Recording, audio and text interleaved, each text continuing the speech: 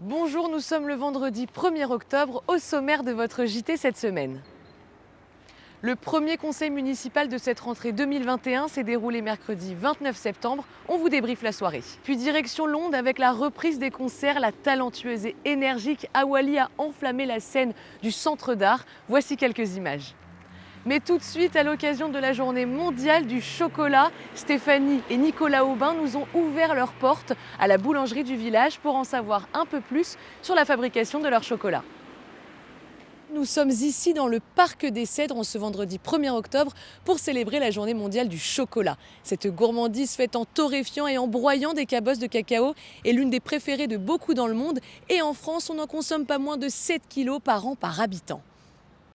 C'est en 2010 que l'Académie française du chocolat et de la confiserie lance cette journée mondiale pour rendre hommage à tous les acteurs de la filière cacao, passant du planteur de cacao à l'artisan chocolatier. Mais sans plus attendre, partons à la rencontre d'une poignée de Vélysiens inconditionnels du chocolat, prêts à fondre pour cette texture douce et crémeuse. Alors on va parler chocolat pour la journée mondiale du chocolat. Est-ce que toutes les deux vous êtes consommatrices de chocolat? Un peu. Qu'est-ce que tu manges comme chocolat? Chocolat Lindt. De Côte d'Or. C'est quoi? C'est du chocolat noir, du chocolat au lait? Ah, je prends du chocolat noir comme je suis diabétique. Voilà, ça ne m'empêche pas de manger du chocolat. Est-ce que tu aimes le chocolat, Gabriel? Oui. Qu'est-ce que tu aimes dans le chocolat? Bah. C'est croustillant. C'est croustillant. Est-ce que ça vous arrive souvent, vous, de manger du chocolat? 3 ou 4 carrés de chocolat avant de venir. Vous en mangez souvent? Oh non, pas souvent, parce que faut pas en manger de trop quand même. Enfin, bon, j'en mange. Comment ça se passe la Le consommation? soir, avec mon thé au lit, un petit carré de chocolat noir, c'est sympa. Et j'ai une mauvaise nouvelle parce que le chocolat, avec le réchauffement climatique, tout ça, on est bientôt peut-être en pénurie de chocolat dans le monde. Comment on ferait si on n'a plus de chocolat? Ah, mais c'est pas possible. C'est très bon. Qu'est-ce que ça vous procure, le chocolat? Eh ben, ça me détend. C'est comme quelqu'un qui fume, le chocolat pour moi. Et je devrais pas. Et pour cette journée spéciale chocolat, nous nous rendons chez Stéphanie et Nicolas Aubin, propriétaires de la boulangerie au village. Bonjour Stéphanie, merci beaucoup de nous recevoir aujourd'hui dans votre boulangerie. Alors, en France, chaque année, il y a plus de 180 000 tonnes de chocolat qui sont distribuées pour en faire justement du chocolat ou même des pains au chocolat comme on peut voir ici. Vous, quelles sont les variétés de chocolat que vous proposez ici dans votre boulangerie? On a du Guayaquil, des origines, de la Tanzanie, du Saint-Domingue. Mais monsieur vous en parlera mieux que moi, parce que c'est lui qui les choisit en fait. Et justement, on va aller voir ce qui se passe au labo tout de suite. Allons voir ce qui se passe. Bonjour Nicolas. Bonjour. Merci beaucoup de nous accueillir dans votre labo aujourd'hui. Merci de vous venir. On va découvrir un peu ce qui se passe ici à la Maison Aubin et comment vous fabriquez vos chocolats. On avait demandé à Stéphanie d'où ils viennent ces chocolats, de Tanzanie, de Mexique, c'est ça? En tablette, elles viennent surtout d'Afrique de l'Ouest. Et en fait, c'est un mélange de deux chocolats. Afrique de l'Ouest et du Guayaquil qui vient d'Amérique latine. D'accord. Donc on a 95% qui viennent d'Afrique du Sud et 5% du chocolat qui est dedans qui vient d'Amérique latine. Est-ce que vous connaissez la teneur en cacao de chacun de ces Oui, chocolats? celui-ci il est à 64%. 64%, mais c'est de matière sèche de cacao. Donc il reste quand même 34% où c'est du sucre. D'accord. Mais du sucre naturel. Ici, on peut aller jusqu'à la tartelette qui est au chocolat, celle du Mexique, qui est à 74%. Voilà, on va fabriquer les tablettes au chocolat. C'est ce qu'on appelle des pistoles en fait. Je peux en goûter une? Ah oui.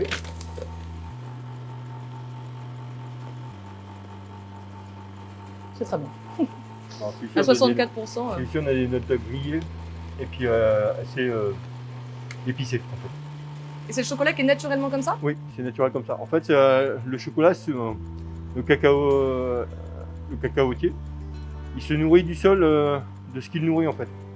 Par exemple, vous allez avoir des chocolats qui viennent d'Amérique latine, ça va être plutôt boisé, épicé. Tandis que si vous prenez tout ce qui vient d'Afrique, ça va plutôt être un esprit grillé en fait. Ok. Parce qu'en fait, il n'y a pas les mêmes plantations. Alors ici, dans cette boulangerie, chez Stéphanie et Nicolas Aubin, on retrouve plusieurs types de chocolats artisanaux. Ça va partir du 29% de cacao pour le chocolat blanc, qui est un chocolat qui est vraiment très peu sucré par rapport à ce qu'on peut retrouver dans la grande distribution, jusqu'à des chocolats à 75%, en passant par le 64% ou 66% des chocolats qui sont pas très forts, mais qui vont dépendre du beurre de cacao qu'il y a dedans. Enfin, il y a plein de choses qui vont rentrer en compte, mais en tout cas, un délice et que du fait maison, et ça, c'est très important. Donc à partir de ça, À partir de ça, on le met à fondre. Et là, après, c'est ce qu'on appelle la courbe de cristallisation.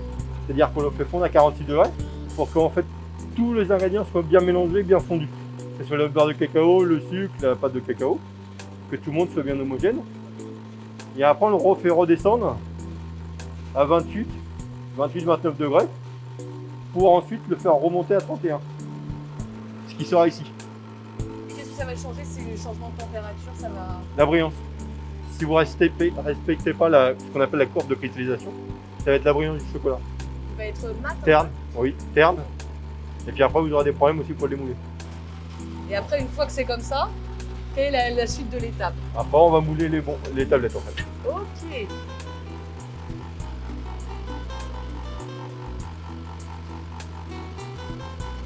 Et ça fait combien de grammes Là, on est sur des tablettes de 100 grammes. 100 grammes. Et là, on va les mettre sur la table vibrante. Ça permet de lisser et d'éviter toute bulle d'air.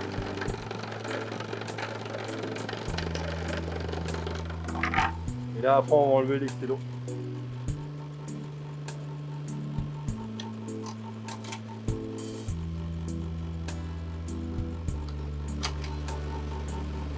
Et après, comment vous les faites refroidir? Est-ce que vous avez une chambre Là, à l'air libre? à l'air libre. Pourquoi c'est plus naturel que le mettre Oui, au c'est plus frais? naturel parce que si on met au froid, on va rajouter de l'humidité dedans. Et le chocolat n'aime pas l'eau. Donc Nicolas, pour ceux qui ne seraient pas comme vous, qui s'y connaîtraient aussi bien en chocolat, comment on reconnaît un bon chocolat? Qu'est-ce qui fait un bon chocolat? Même déjà au visuel et puis après peut-être au goût. En visuel, déjà, il faut qu'il soit brillant. Déjà d'office. Et après, c'est surtout son pourcentage de cacao. En fait. Alors, le pourcentage de cacao ne veut pas dire l'amertume. L'amertume vient par rapport vraiment au pays d'origine. Ah, ok, c'est pas le pourcentage Voilà. qui fait l'amertume. Non. Non, c'est vraiment par rapport à là où il est cultivé. En fait. Alors, chez nous, le chocolat, on le trouve toute l'année. Sous forme de tablette, sucette pour les enfants, bonbons, et puis bien sûr dans nos entremets. Donc voilà, vous savez où aller, un boulangerie au bain, au village, pour vous régaler avec le chocolat de Nicolas. Merci beaucoup Nicolas pour toutes ces Merci à infos. vous. Puis à très bientôt. À bientôt, avec plaisir. Du bon chocolat à savourer donc à la boulangerie au bain, mais surtout à préserver. Mercredi 29 septembre s'est tenu le premier conseil municipal de cette rentrée 2021. Un conseil municipal où les ordres du jour ont été approuvés à l'unanimité. Parmi ces ordres du jour, on compte notamment le PEDT, le projet éducatif territorial, rapporté par Damien Metzler, élu à l'éducation. On l'écoute tout de suite. Alors le PEDT, c'est une démarche qui est encore pas très connue, notamment des familles, mais qu'on cherche à mettre en valeur davantage cette année. C'est une démarche très collégiale, très participative, qui est importante parce qu'elle cadre en fait les principales orientations de la politique éducative de la ville. Donc on a associé toute la communauté éducative, c'est-à-dire le monde enseignant, c'est-à-dire les représentants de parents d'élèves, les équipes ville, services éducation, jeunesse, petite enfance, prévention, qui vont d'une certaine manière co-construire toutes les actions qu'on va mener, les grandes thématiques sur lesquelles on veut cibler nos actions cette année. L'idée, c'est de donner de la cohérence sur ce qui se fait avant, pendant, après l'école. Et toutes ces actions qui vont découler dans les structures et de manière concrète, il faut qu'elles soient reliées à des thématiques fortes pour justement garantir cette cohérence et puis s'assurer qu'on veut emmener les enfants là où on a identifié avec la communauté éducative les besoins les plus forts. À côté de ce PEDT, Damien Metzler a rapporté et fait approuver un autre ordre du jour, celui de prendre en charge une partie des cartes de transport des collégiens et lycéens vélysiens. Pour la carte Optile, ce sera une prise en charge de 50% du tarif. Pour la carte Imaginaire, une prise en charge à hauteur de 100 €. Et à côté de ces dispositifs, le dispositif Pointe Ouest, un transport sera mis à disposition des familles résidant dans la Pointe Ouest et devant se rendre dans les écoles Mozart et Ferdinand Buisson.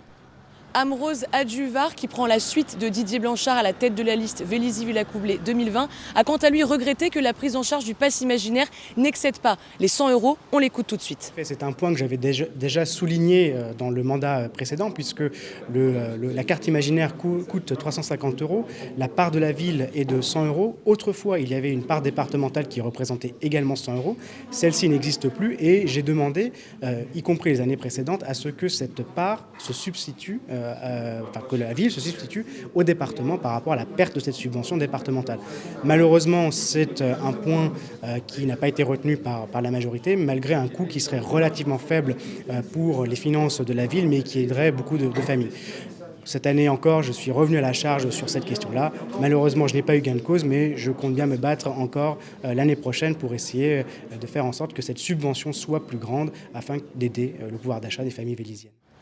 Et à côté de ces projets éducatifs et de transport, un autre projet a été mis sur la table. En fin de conseil municipal, Hugues Orsolin, tête de liste de l'opposition chez les écologistes, a pris la parole pour parler du projet du Mail. Il regrette la destruction des 150 logements qui vont être faits dans les années à venir. On l'écoute tout de suite. Je voudrais souligner en fait qu'on a surtout réagi, nous, sur le fait que 150 logements vont être détruits sur le Mail, donc dans le projet de rénovation. Contrairement à ce que dit Monsieur le maire, les gens qui ont voté aux élections municipales n'ont pas voté pour un projet qui détruisait 150 logements. Surtout que derrière, en fait, c'est surtout la main tendue aux promoteurs qui vont construire des logements. On détruit du locatif, en fait, et on va faire du logement pour l'acquisition à la propriété. Donc ce seront des gens très aisés seulement qui pourront se reloger à Vélizy. Et quid de tous les Vélisiens qui n'ont pas forcément les moyens pour acheter leur logement. Voilà, 150 logements détruits quand même. Le maire de la ville, Pascal Thévenot, a défendu ce projet du Mail face à Hugues Orsolin. Et à côté de tous ces projets, on a parlé EHPAD, mais également fermeture du centre de vaccination. On écoute tout de suite Pascal Thévenot, maire de Vélizy-Villacoublay. Sur une nouvelle étape sur l'EHPAD, avec donc le terrain qui a été cédé à Chemin d'Espérance. Donc là, on va pouvoir commencer les travaux, puisque maintenant toutes les études et le conseil départemental va voter à la suite le financement en partie de cet EHPAD. Là, on va fermer le centre de vaccination fin octobre. Là, maintenant, il y a plus que les 12-18 ans en fait, qui arrivent. On a du mal à aller chercher les derniers adultes qui ne sont pas vaccinés. Il y a encore un peu moins d'une dizaine de % de Vélysiens qui ne sont pas vaccinés. Voilà, ça fait du bien de se retrouver en sécurité, en sérénité, dans une vie vélysienne. Un conseil municipal qui s'est clôturé autour de 23h et dont les mots forts sont l'unanimité et bien sûr la rentrée. Prochain rendez-vous le 24 novembre. Après la reprise des expositions la semaine dernière, cette semaine marque la reprise des concerts à Londres avec la venue d'Awali. Auteure, compositrice, interprète et actrice, elle livre son dernier album, Safe and Sound, c'est tout de suite.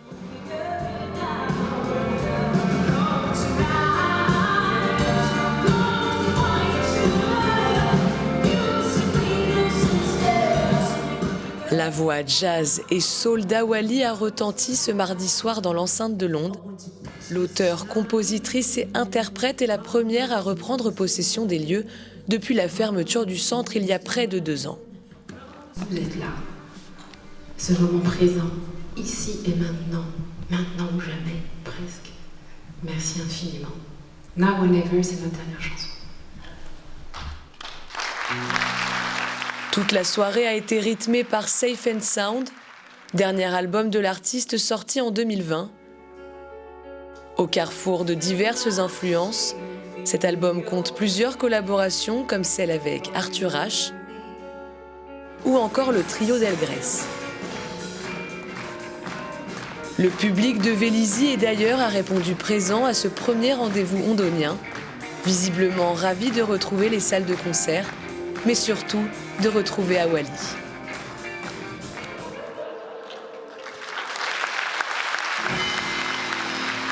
Après sa prestation pleine d'énergie, Awali est venu à la rencontre de ses spectateurs pour une séance dédicace. Une chose est sûre, Awali a redonné à Londres et aux spectateurs l'énergie et la joie qui manquaient à tous. Je crois qu'on pourrait difficilement rêver mieux. Elle a une énergie juste extraordinaire. Elle passe des messages d'une grande générosité et emplie d'amour. Et je crois qu'aujourd'hui, c'est ce qu'on a tous besoin, de se donner, de partager et de vivre. Et là, ce soir, elle nous a fait vivre un sacré moment. Prochain rendez-vous musical le 8 octobre devant le génie d'Avishai Cohen, trompettiste. La billetterie est ouverte. Votre JT est maintenant terminé. Merci beaucoup de nous avoir suivis. Je vous donne rendez-vous la semaine prochaine pour un JT consacré à nos seniors.